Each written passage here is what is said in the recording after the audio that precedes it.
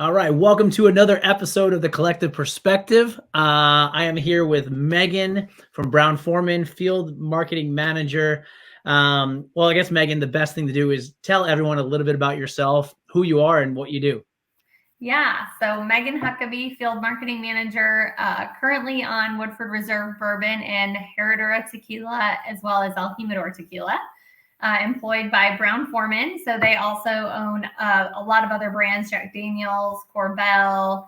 We have our own Scotch and Irish line. So I currently run consumer marketing essentially for Georgia, Tennessee, West Virginia, and Alabama, and Mississippi.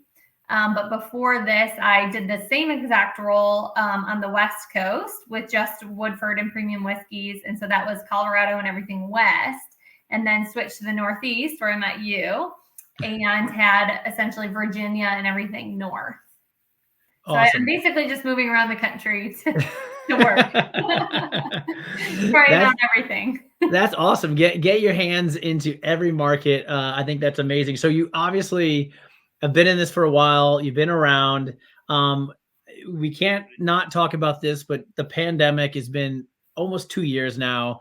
I would love to hear just how you've navigated this over. I mean, field marketing, events, bars, restaurants, doing events at venues. How have you gotten through this last 2 years? And what has been successful or not successful? Just give me the good, bad, and the ugly of the last 2 years. Yeah, it's been crazy. I'm not going to lie. There was times that I was like crying and I'm like, what do I do? I'm going to lose my job. I don't understand.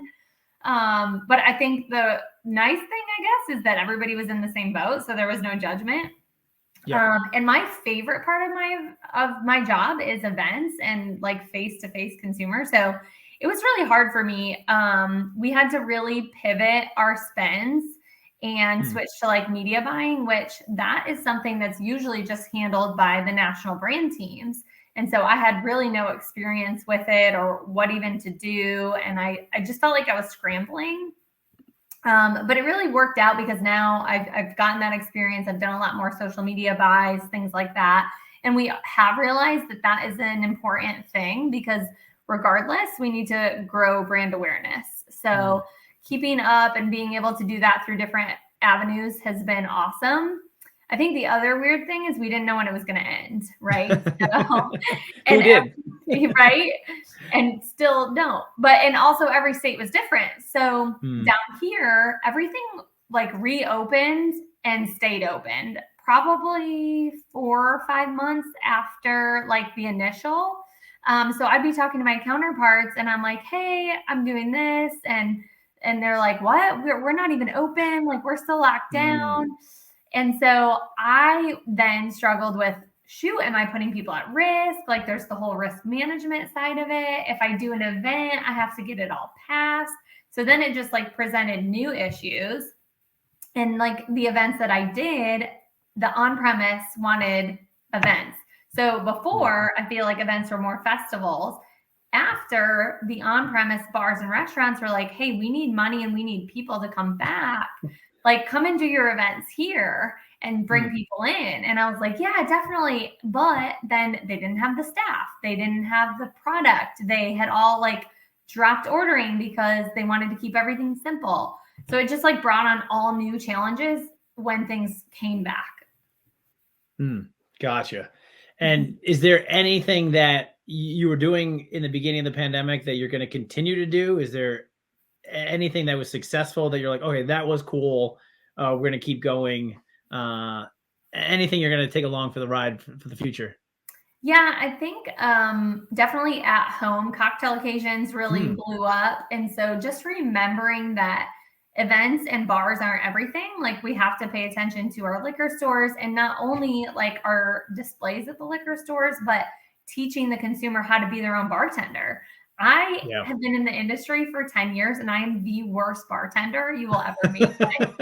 I have to follow a recipe to a T. And even then, sometimes I mess it up, I swear. So like realizing that there's so many people out there like me that need to be taught. So whether that's through social media or through influencers or just basic like recipe cards at the liquor stores has completely changed and is going to keep going. And then, like I said, I think just the increase in media and working with influencers has just changed like the whole landscape. That's something that's just not going to go away now. Yeah, and you know, I've heard a lot that people were like, "I'm zoomed out." However, we've done tons of virtual events at home, you know, parties and cocktails and tastings. I think, you know, I think people are zoomed out, but they're also still loving it. They're still loving that they can sit at home. They can get, you know, we've connected consumers to master distillers and owners, and you know, so having that access that people have never had before for us has been super successful. So, do you think there's been success for you all, you know, doing things via social media or doing things online? And do you think you're going to continue going down that avenue, doing tastings at home? I do think so to an extent. I think that people want to get back out. Mhm. So I don't think that it will stay as much as it did. But you made the point like the master distillers, we have access to them now. Whereas before we used to pay thousands of dollars to get them into market and we'd have Yep. to fill up their day. So now maybe that Zoom looks like, hey, we have the master distiller digitally, but we still have 10 people in a room or 30 people in a room, but the master distiller is digital. So I still do think there's a lot of that opportunity, or people that are just wanting to learn about the brands and they can go to the liquor store, pick up the different expressions or wine. I know a lot of wine companies are doing that too, and sit at home and learn about the wines and taste maybe by themselves or with one or two friends, but with the ambassador on the other line. Got it. Got it. So, I mean, we touched upon things opening, hopefully, continues. Live events are going to be happening. You know, I wanted to get your opinion. Obviously, field marketing for Herradura and Woodford. You know, you're doing a lot of these events, a lot of these festivals. What are you looking for at an event? I mean, why are you sponsoring one or partnering with somebody at an event? You know, so what are you looking for inside the four walls? And what's important to you outside of the four walls when you're choosing one event over another? That is a good question. I think so. I feel like there's many facets, but I think the Hmm. biggest things for me is the event on brand strategy. So my brands are very premium, so it needs to be a premium event, not just like a drink fest, right? So that's Yep. one. I think also it has to be like a 360-degree program for me. So if there's an event, then what happens pre and post and even during event that's not in the four walls? So for example, influencers, media, like are they posting? Is it spreading outside of just who's there? And then is there an opportunity to bring whatever we're doing from that event into the on-premise and off-premise as well? Hmm. So the bigger the reach for us, the better. I feel like there was a time, and there still is a time and place for it, but small, really boutique events with like 10 to 15 people, those are great. But we're starting to do more of the fewer, bigger, better. So let's Hmm. pick a couple things and activate right so people remember us and just full blown get it out there versus before just doing the really small ones. Got it. So instead of just doing, get super focused on a few and do it right. Exactly. And make sure Yeah. that it's fully extendable. Got it. Got it. Now, obviously, you're probably somebody as an event producer. You're probably somebody that people want to get a hold of. Talk about that because I mean, obviously, you can find people on LinkedIn. You know, talk about like how should somebody approach you or how should somebody pitch you. You know, what is, I'm sure you're seeing the right way and the wrong way all the time. This is the time where I would love to talk to my other event producers and say, hey, stop doing this, stop doing that, maybe do this. You know, how do people get a hold of you and, you know, DM you or email you? What's the best approach, and what are you looking for when people are trying to talk to you about sponsoring something? Yeah, that's another great question. I think it depends on the person. So I can only speak specifically what works for me. Hmm. I feel like I'm generally an email person, but I'm also super annoyed when I'm inundated. So Hmm. when I get an email that's just a canned, like, hey, I work with influencers, and it's literally the same email that's sent to probably 50 other people, I'm just like, delete, unsubscribe, remove me from your list. No, I don't have time to talk about it. If people emailed me directly and said, hey, I know that you work on Herradura and you probably have a lot of summer events or Hispanic Heritage Month events. This is the event we're doing. Here's our sponsorship deck. That's the other thing. I would just send it right away so that I can take it in and look and see if it fits. And then if I think it does, then I'll respond, right? And then also, you know, knowing people word of mouth, I think is the best as well. You know, obviously I knew you, or if there's somebody that's like, hey, I worked with this agency, you should get with them. That is super helpful. So just as an event producer, I guess, ask your clients to spread the word about you and show them the examples of things you've done. LinkedIn does not really work for me because I am not on it very often, and I get 1,000 messages on there that I'm just like, you know what? What's the point of going on it? So that's something I personally wouldn't do. And then I think one other thing, and I haven't really seen this, but I mean, I'm on Instagram a lot, and I'm sure a lot of other brand people are, because we can see what other people are doing. So I think DMs on Instagram, or doing even like a sponsored post that's targeted, like, hey, we're looking for brands to partner with us on XYZ. And I think that would be huge, because I'm constantly looking like, hey, what's going on in Atlanta? What's going on in Nashville? And if I was targeted via a sponsored post, I think that would really, I mean, I'd get behind it. So that's really interesting. Target posts. So, you know, one, you're just showing the value out front, and then if you're going to get tagged, you're going to notice it. Like, that's really cool. And then, it's the copy and paste. I can't believe people still do that. It is really bad. And we, you know, for me, I have people look at me all the time, and we do, you know, 4 Arte Agaves, we have 2 whiskey washbacks, and we have like 7 festivals. And I'll literally sit there and email every single person, and people are like, why don't you just automate this? There's systems for that. There's this for that.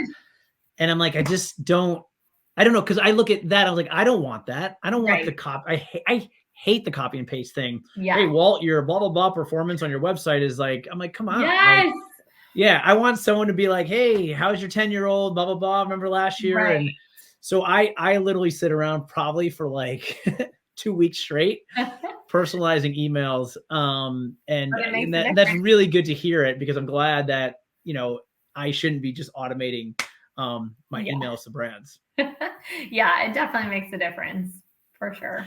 And you sent the deck right away. And that was another thing I said, like, you sent the deck, and I'm like, okay, now I can take a look and see what I think. I realized get right to the point. And then do maybe a quick little personal kind of thing. And that's what you want, because I know you're getting hit all day long, and we know each other, which is great. But at the same time, I want the details. Give me the details. What can we do? How are we going to do it? I got 9,000 other things I got to do for the day. And imagine if I didn't know you. It's like, oh, do you want to schedule time for a call to talk about your opportunities? No, I don't want to. I want the opportunities. I don't know you. I'm not going to waste an hour when it's probably a waste of time. Like, send it to me. Let me mull it over, and then I'll let you know if I want to call you or work through this. So that's kind of maybe a second part of the question too, is, you know, when you do get a deck, because I've learned the hard way, is like, I used to have all these words and 25 pages, and I did want to get on these calls, and then people were just like, give me pictures, pretty pictures, bullet points. So I'm like, I try to just squeeze my deck into like quick things. What resonates to you when you're getting pitched all these things, personal decks, you know, big pitch decks? What gets your attention most? I think exactly what you said, pictures, so I can get a visual. I think stats are huge too. And I don't think enough people do that. Like, approximate number of attendees, like the household income, ages, ethnicity, just knowing that background. You know, we're all looking for inclusive events. So kind of knowing like who would go, I think is huge. But I think exactly what you said, pictures, bullet points, and then you can always add an appendix And then it's like showing, okay, this is the end. If you want more details, like please read on. But you have everything that you really need up at the top. Yep. Gotcha. Makes sense. You touched upon influencers, a bunch during this conversation. Tell me, I mean, we kind of touched upon like pandemic, present. What does the future of field marketing look like for you? Is it going and partnering with more influencers? What does that look like? What's your wish list on that? If I hear the word NFT one more time, I'm just like, okay, I've got to do NFTs. Are you entering that space at all? Is that something you're not even exploring? Tell me the future of marketing, what you're looking for and what you're excited about and what you're not excited about that's coming over the next year or two. Yeah. So I'm going to be honest. I still can't wrap my head around NFTs. I don't understand it. I'm like, you know what? Let some other people try that. Let me know if it works. And then I'll be here and I'll try it after. Yep. Okay. Some of my counterparts have mentioned some like really cool ideas, like on the Jack Daniels brand, utilizing those. But we're also like a very conservative company. We don't always jump at like the first new thing. We kind of let other people test it. So I don't see that being anything soon. But we'll see.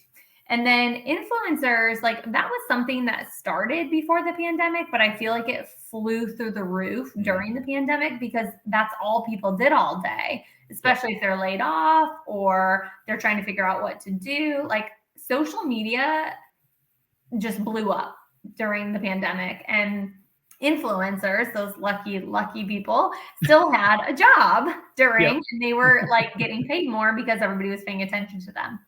So I think that that's going to stay around a while. There is such a value, I think, to it because a lot of them now are so niche. Like if I want to reach out to culinary, I've got a whole list of influencers that do like restaurant reviews and love food and cocktail pairings. Or if I want to go completely something different and they're like all pride focused and LGBTQ, and like that's, their whole thing. So it's really nice that they're all niche and you can pick what you need for what campaign. And then they just have such a broad reach at not a lot of cost. And a lot of the times you can invite them and not pay them anything except for the experience that they're getting. And other times you do pay them, but it's not as much as like paying for a billboard, for example. Right. And they're giving more like unique reviews, truths, etc. I think the only struggle with influencers, and I understand from a legal perspective, is the whole hashtag ad, hashtag sponsored, because it does take away some of that authenticity. Right. Yeah. It's different. Like, when Eric Church carries Jack Daniels onto the stage, like he did that because he loved Jack Daniels. And then he became an influencer for us. So it was like more authentic versus, hey, like I'm telling you this product is great, but I'm also getting paid for it. It just kind of takes some of it away. So I struggle with that. I think some influencers do it better than others. Got it. So are you seeking them out? Or I guess if an influencer, I mean, Brown-Forman's huge. Let's not, sugarcoat it. Major brands, Woodford Reserve, Herradura, Jack Daniels, one of the biggest whiskeys in the world. Is it you or the brand looking for these people, or are they doing posts? Are they tagging you guys? Like, what is if an influencer does want to work with Brown-Forman, what would be your top 3 things to say to them to say, hey, listen, we're looking for XYZ, more than us just giving you a couple bucks and you put paid posts and it's just a weird post. Because to your point, it's like I have some friends that are kind of quote unquote influencers and they get like 900 likes and then they're like paid posts and it's like 48 likes, it's just kind of everyone's like, wah, Yes. So I think to your first question, we generally reach out to them first, more so because a lot of the ones we want have like a broader reach. So I should say that differently. At a national level, our brand teams are reaching out because they want a big person, right? But locally, we're looking anywhere from like 15,000 plus, right? Obviously, the more the better, but unique views matter too. Generally, we're reaching out based on what we want. I've gotten reached out to once or twice, but generally those people have a really small following and they're just trying to get started. So I wish that people reached out more. I would say if influencers are like mid-level and they're trying to pick up more business, like reach out, and whether it's tagging, DMing, like whatever. I do think that that would help a lot because the process is kind of tough. We currently also use an agency that sources based on what we need. So, for example, last year I did a campaign around Hispanic Heritage Month, and I said I want like authentic Hispanic consumers cooking, making cocktails, like, and so they curate that list of influencers, and then all the content has to be approved by them and by us, which is really nice because you know what you're going to get. And then they also have to show the results. So that's another thing that if I could give any advice to influencers that want to keep going, make sure that you show and give your results because they can only see that. So I can look at their page and say, hey, they have 20,000 followers, but that doesn't mean that their post got 20,000 impressions. I need like that business screenshot that shows like exactly what it got, and not enough do that unless like it's like in the contract.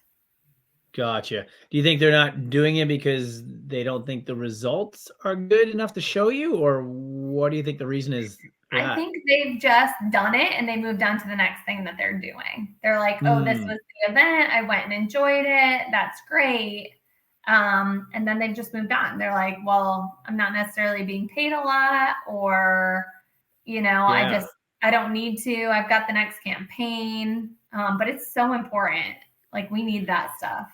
That's a great point because, you know, we always send a recap after our events with every single data point, all the pictures, all the and it's funny because when I'll work with like a new brand and like a brand ambassador, and they're like, "Oh my God, you just saved my life at the end of the month because I had to do this recap," and I'm like, "Oh, I know, I've been there." So I always tell people that are coming up, other event producers or even bartenders that are trying to work with brands, I'm like, save the pictures, give the data points, give everything. If you did an event for 100 bartenders, say that and say where they worked and take the pictures of the back bar, take the pictures of the menu and put it all together for them. So that BA or whoever, or you can take it to your boss and somebody, because everyone's got to show their work everywhere. So if you can solve that problem for brands and they're like, really? I was like, yes. I mean, because you're making their life so much easier. So that's a really good point that you're reiterating that, because that's something I've been preaching to people forever. I'm like, if you can just make their lives easier, they're going to come back and hire you again. I mean, if all of that, if the event goes well and we get all of those data points and it was successful data points, we're for sure coming back. And we pass it up to our brand teams and our executives and they love it, we're coming back next year, like for sure. But if we don't have that information, it's not getting passed up the line. Nobody's seeing it. And then I'm like, maybe I'm not going to do that next year. Yeah. Makes sense. Obviously we got some Woodford here. I saw it. I love it. Yeah, of course. Always Woodford in my heart. Talk to me about, the big events. Do you obviously you guys do Kentucky Derby. Even on Herradura side, you're probably doing something for Cinco de Mayo. But like, when you plan out your year, do you just open it up and say, okay, we've got to do, National blah, blah, blah day, National Bourbon Month. We have to do Cinco. Is there things that you just say, all right, I have to do these, and then you plan out your year? Or how does kind of planning, if I can get inside the head of Megan for a little bit, how does planning for the year look like for you? Yeah, so a lot of planning starts with the brand teams in Kentucky. And so they give us this whole brand plan on what they want us to focus on. And that's based on consumer insights, previous sales, things like that.